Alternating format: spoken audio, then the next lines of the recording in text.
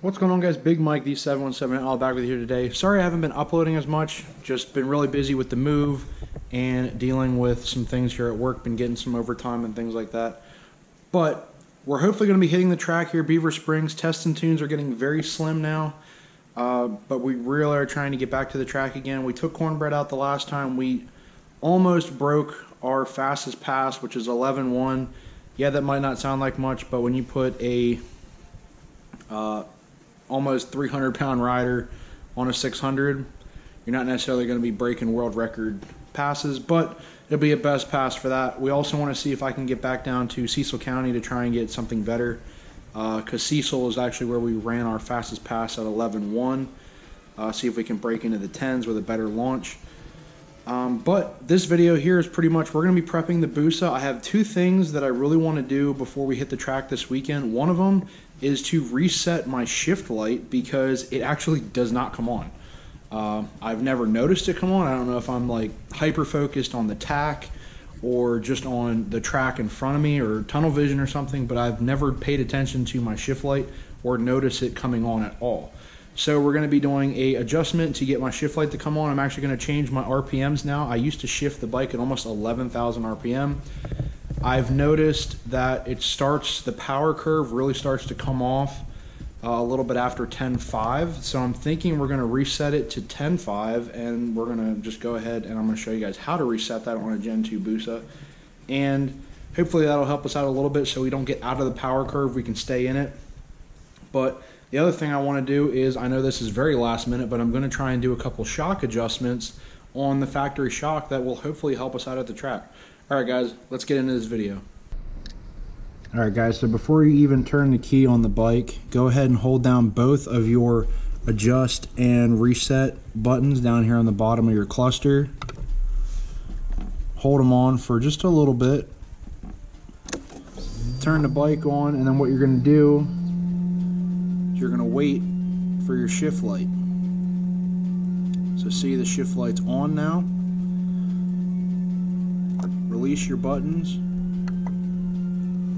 And then notice I did hit I believe that is your reset. If not, it's the left button.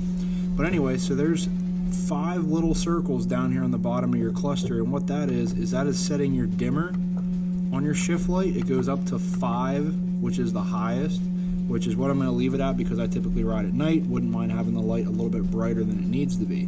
So then go ahead and hit the left button, and this will go into setting your limiter, or at least your shift light.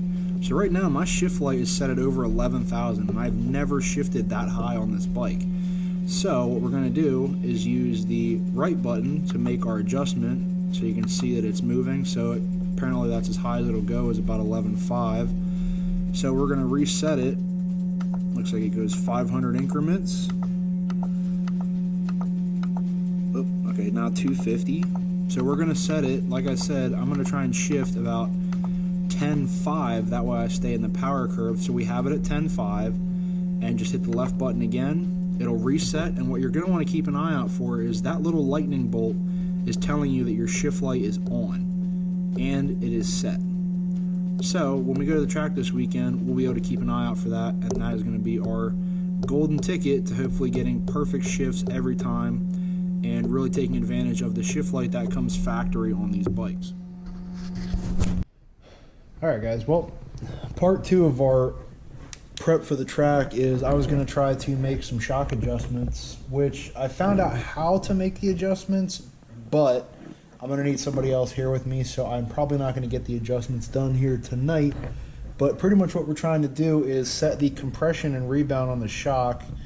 The main reason I need 2 people to do this is because I have to sit on the bike and have somebody take measurements so we can get the spring sag set. So I talked with another buddy of mine that's been helping me out from up at Beaver, and he said I want about 1 inch to 1.25 inches of sag. So we were going to go for that adjustment here probably in the next upload, because I want to try and get that done before I go to the track next.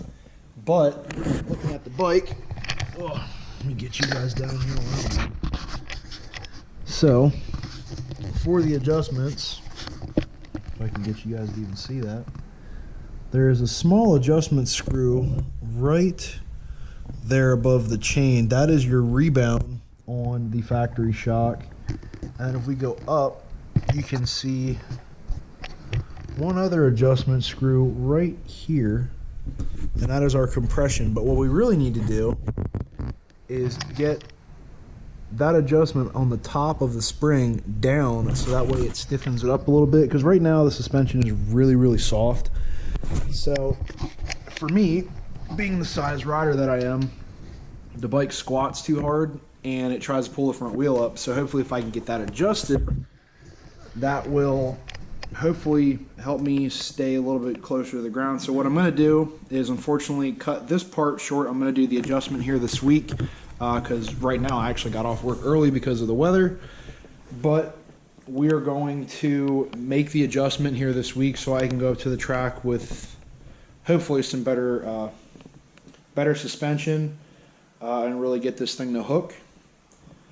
But at least we know how to do it. We'll get to it in the next upload. So, all right, guys, I hope you guys liked the video. If you do, drop a thumbs up. Don't forget to comment if you want to know anything about my bikes, Cornbread, the Busa, any of them. Or if you guys want to head up to the track with me this weekend, drop those comments down below. I'll send you the address in Beaver Springs, or just check it out. Hopefully, I believe Test and Tune, gates open at 4. Test and Tune runs till 10. So we'll be up there racing, or at least trying to get the bike figured out before we put it away for winter and start hopefully wrenching on it again to do some things. I'm just really trying to get out of spending more money than I need to.